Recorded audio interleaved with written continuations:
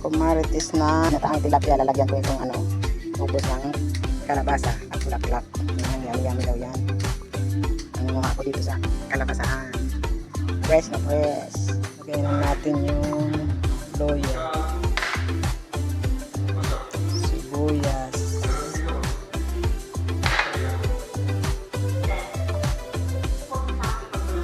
bawang,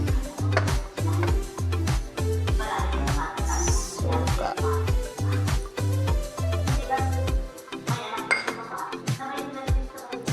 asin,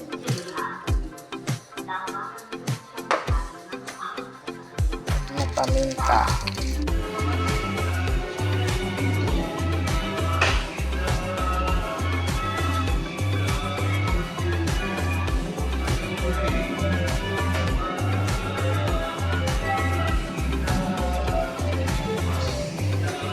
Mga kamarites, yung huling gata yan. Ito na ang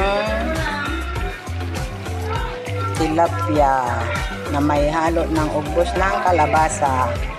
Ayan na mga kamarites.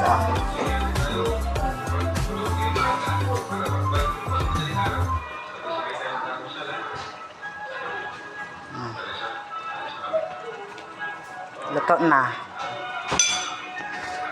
Bye bye mga kamarites. Thank you for watching.